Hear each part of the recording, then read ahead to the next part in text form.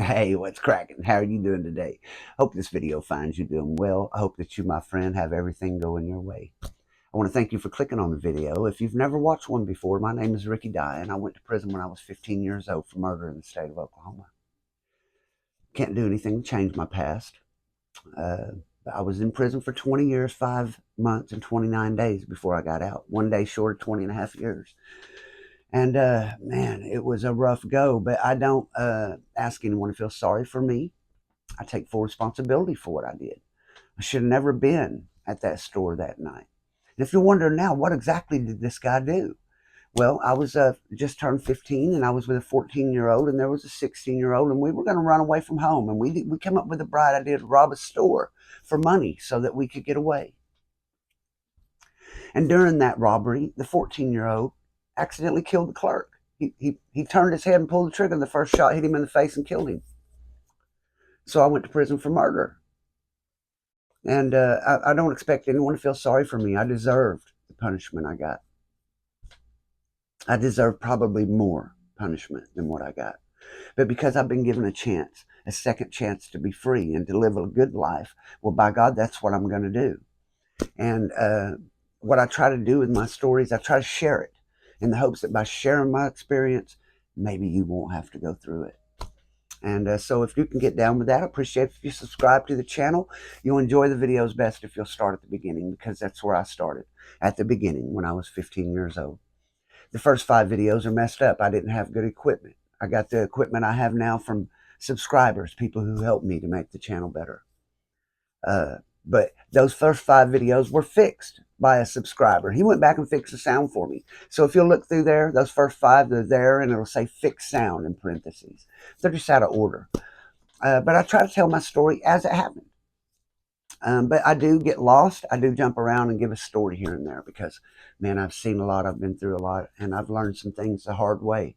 And that's all I try to share is that what I learned the hard way. Maybe you can just take my experience and roll on and never experience that yourself.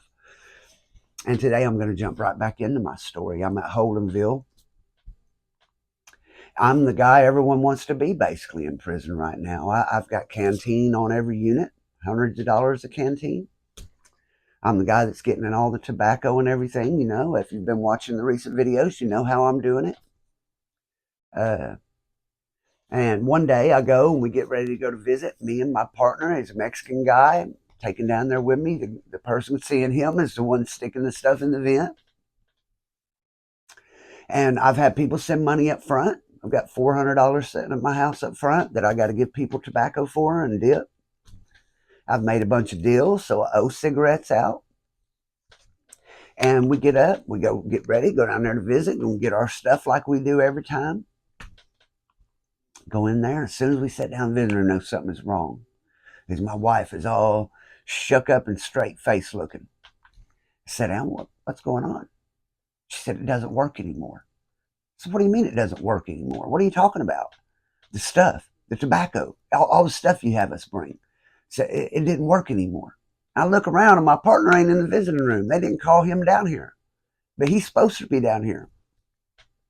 And he says, when they went in the bathroom to put the stuff in there, someone changed the screws back. We can't get in it. So they had to say they couldn't visit. They had to say they got a call or something, couldn't visit. I don't remember what the excuse was. It couldn't have been a call. No one had cell phones yet. I don't remember what the excuse was that they used to not come in to visit. But they just took those manila envelopes, went right back to the parking lot and left. And they were coming back to pick my wife up in 2 hours when visit was over. So we had to leave visit in 2 hours because they were picking her back up because they couldn't come in. It was afraid to try to walk in with these big old manila envelopes they got on them. Couldn't walk in the visiting room. They couldn't go through the search, because they couldn't pass it. They would come straight in, go right in the bathroom and get rid of that shit before they talked to any officers. So when they went in there, checked, can't get in there no more. So I never found out if, I don't think no one told, because me and my partner were the only one that knew this time. And I didn't tell no one because last time I told people and it got fucked up. So I'm just assuming that one day someone was in there and realized that you could get in there, and they fixed it. So everything just went down the tubes. I just went from being the man, able to get anything, to now That's it. But I still do have Shelly coming to see me. But Shelly has brought me drugs everywhere I was ever at with her. And that was the main reason I hit her up, was to try to get her to bring me stuff. And, me and Shelly have a long history. I started off in love with Shelly, but then she started a family without me, ended up getting pregnant, having 2 kids with other guys while I was in prison. There's a lot of animosity there between me and her. And also, there are still feelings there because we were boyfriend and girlfriend, we were kids. But I figured in my head I can get her to bring me some stuff in. But when she came back, that was one thing she didn't want to do, was bring stuff in. She wanted to just be with me but not bring stuff in. But she was willing to do that envelopes in the vent because she didn't have to come in the visiting room with it. So, but now I've got money sitting at the house up front. I'm either going to have to give their money back, but Shelly's done spent part of the money. Because anytime I have $400 sent to the house, I would say, keep half of that. I'll tell you what to do with the other half. I either use it to get more tobacco products, maybe I use it to buy drugs, or no telling what I was in the middle of. So I immediately start trying to, hey, boy, you're going to have to bring me something to cover these people. And she wants to just give their money back. If she's got a check coming, she'll give their money back. She didn't want to bring nothing in. So that whole visit's a big argument, and I go back to the unit not knowing what the fuck I'm going to do because she ain't agreed to bring anything in here. And we're not going to be able to get shit. So as soon as I get back, I tell all these people, there ain't going to be no more tobacco no more. It's over forever. And that word spreads across the yard like wildfire. No more tobacco ever. I was the only one on the yard getting cigarettes. Now the whole yard is going to suffer. We're all going to go through withdrawals together. So I start dealing out canteen for all the people I owed cigarettes to. I start moving my canteen around. That weekend I get hit for $1,100 on my tickets. Almost wiped out my canteen. Knocks me all the way down. I mean, I don't end up with nothing left at the canteen I've got on my unit. And all the money I had on all the other units is gone. I've sent money back to these people to pay for their stuff. So I ended up getting me a job in the kitchen because there's several hustles you can get while you're in prison. One is you can run a poker game. I did that all the time anyway. But you got money back poker game. Well, lucky for me, I still had that canteen, but that canteen wasn't going to last forever. I had a store there, but I'm helping out too many people, man. I've got too many buddies in this day room that I'm feeding every night. That shit's going to be gone. So I go to work in kitchen. I decide there's this chick working down there, and she's older than me by 5-6 years. And I get a job in the kitchen, and I start pushing up on this chick. And it's me and this black dude. He's a friend of mine, I'm thinking. I think this dude's my friend. We go to work every day in the chow hall. We work the evening shift. So we have to come in as soon as lunch is over and start cleaning everything up. As soon as we get everything clean, then we just have to sit around in the kitchen and wait till about 3:30, 4 o'clock before we start moving the food from the back of the kitchen up to the front to prepare the line for dinner. So during all that time, we're just sitting there bored for 2-3 hours a day. We'll be sitting at the tables in the chow hall, just talking to the women. There's 2 staff ladies. Well, one of them is a real B, but this other one is real nice. And she's giving off vibes like she might like me. So I start pushing up on her, and I ask her to let me get the stuff to make beer. So she's letting me get the stuff out of the kitchen to make beer. She'll open these lockers and let me get it, and I'll package it all up. I have that shit packed all over me, man. And then she will open a side door and pat search me and let me go back.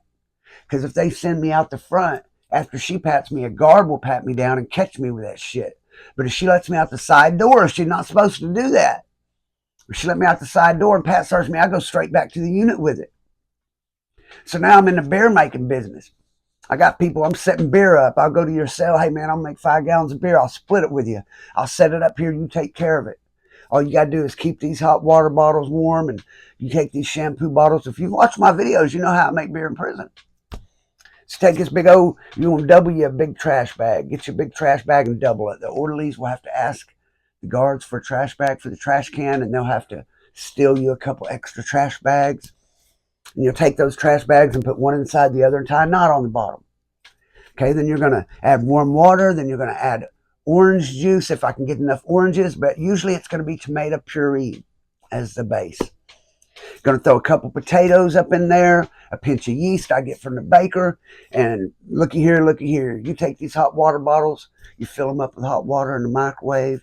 Fill these bottles up with it. And you put these hot water bottles up against that bottle of beer, and I have a little tube coming out of it off the milk crate.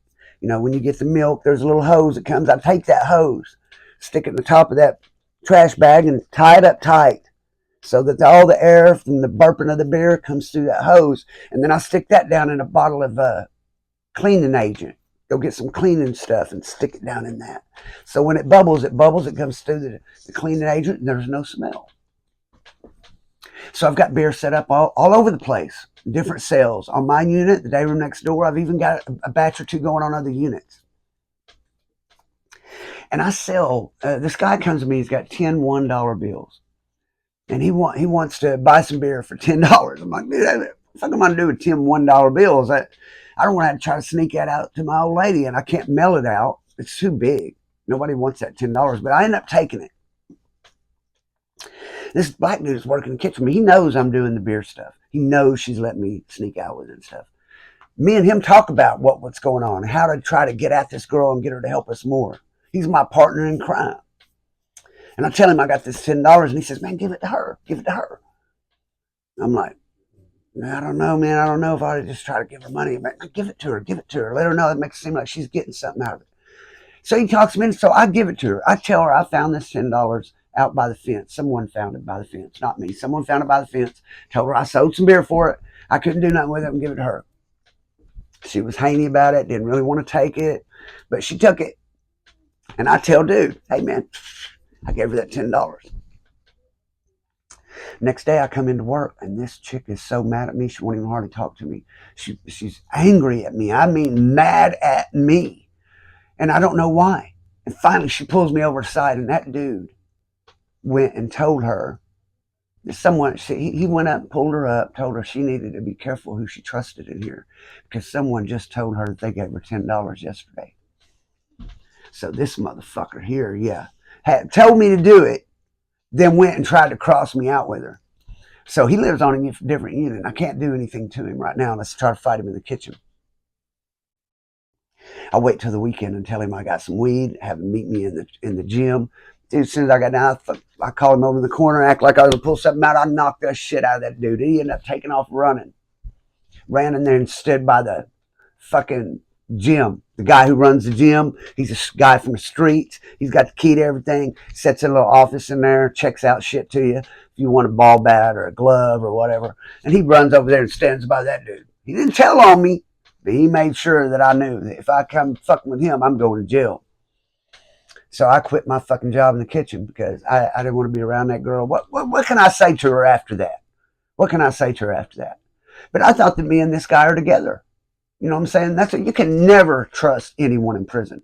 No one. Period. Can't trust no one.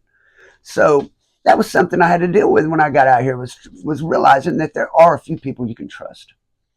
But I've got to tell you that I really always thought that in prison, this is the pieces of shit. Everyone in here, sorry bastard. And no wonder that things happen the way they do, because this is all the worst people. That's what you feel. And I think when I get out, you know, it'll be different. There's good people out there in the world. But no, man, more people keep their word in prison than out here in the world. Out in the world, there's no repercussions for not keeping your word or for anything you say or do, for the most part. In prison, if you do something out of line, motherfucker's going to knock the shit out of you. Out here, you can't even threaten to knock the shit out of anyone. So it's a complete different ball game. I tell you, man, please don't do anything that's going to send you to prison, for real, man. I had someone tell me when I talk on these videos, I feel sincere. I am sincere, brother. I don't want to see you go through that or anyone else, ever. It's a terrible thing. Take a man and lock him in a cage like an animal. Don't make someone do that to you. Because if it happens, it's because of the way you're fucking acting. If you're a bad son of a bitch, they got somewhere for a bad son of a bitch. I guarantee it.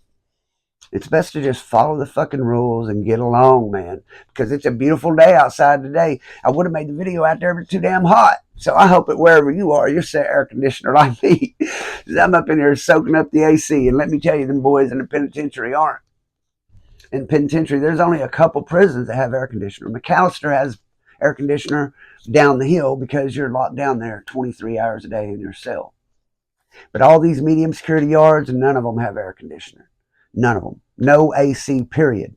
People go and try to sit in the library during the day just to get out of the sun for a little while because it is hot everywhere you go. And if you happen to be in a place where you're locked down in your cell without air conditioner, man, you got a little 9-inch fan, and that is it, brother. You're laying there in your boxers. You go get water off the sink and rub it on you and try to lay in front of your fan. We put ice in the sink, try to run our fan across it. Anything you can think of to try to survive the heat of the summer. Because believe this, it's bad in there for them boys right now. So out of nowhere this morning, I was sitting there in my messenger. I checked my messenger. So you guys know, if you text me on Messenger, my messenger is not connected on my phone. It used to be where if you text me on Messenger, I would get a notification on my phone. I had to take that off because I have so many people. I'm just one guy. And if I didn't, my phone would go off all the time. So what I do is once every day or two, I will go and check Messenger, and I will answer them all at one time because I know it shows when you're active, and I don't want people thinking that I'm just avoiding them. I care. If you guys take the time to text me or message me, I'm going to answer you back. Always have, always will. It may take me a little while, so don't get upset with me because I'm just one guy. But my Messenger, I'll go check through there, and there's a guy on there, Jesse Hiltzman. He was my cellie when I was at Cushing. His mother passed while we were in a cell together, and I tell you guys all the time, the worst things about prison aren't the fights, the stabbings, the beat down, the lockdown. It's the times when you miss things like going to your mother's funeral. I remember what that did to Jesse. He was able to go. He was on a high enough level, and his time was low enough. They shackled him up and belly chained him and put him in handcuffs in a black box, and they let him go and stand there chained up with his family while they put his mom in the ground. So there's a lot worse things than fights. The bruises, the swole up, the cuts, they heal, but the memories, they're always there, and a lot of times they're bad, and we do that to ourselves. So whatever you're up against in your life, man, I tell you, just keep chugging away, man. Tell yourself you're happy every day, whether you are or not. And I guarantee you, tell yourself you're happy every day for 30 days. And at the end of 30 days, you won't be just saying it anymore. You'll really feel happy. It's a state of mind. You can be happy no matter what you're doing, and you can be sad no matter what you're doing. So it's all up to you when you get up today. Have you chose to pick up your blessings, or have you chose to pick up your curses? What have you decided to pick up today? And I'll leave you with that. I want to give a shout out to the riders and dyers. The riders who ride till the wheels fall off, the dyers keep riding even when they do. I love you guys. Got new shirts being made, coming from a couple different people with a couple different designs. I'm on the waiting list. I'm not sure how long it'll take them to get it done, but whenever they come, I got some new shirts coming. This time we're going to have some Heart of a Gunslinger shirts and hats is what I'm hoping for. Heart of a Gunslinger shirts and hats. So I sold out of all the other shirts. They're all gone. John Doe pretty much bought them all. Thank you, John Doe. If you guys haven't given him a little bit of love, showed him a little love by subscribing to his channel, hey, give that man a sub, man. Help him out. If you need any plumbing done down there in Ida Bell, Straight Flush Plumbing. That's John Doe. You'll get a good deal. If you need any construction work done, Mid-America Construction. Ben Seaborn is the man. Any pest control in Oklahoma? DOA Pest Control, Dustin Lackey. You hit those people up. I guarantee you get a good deal out of those people. So with that, may God bless, keep and protect each and every one of you until I see you again. Peace out.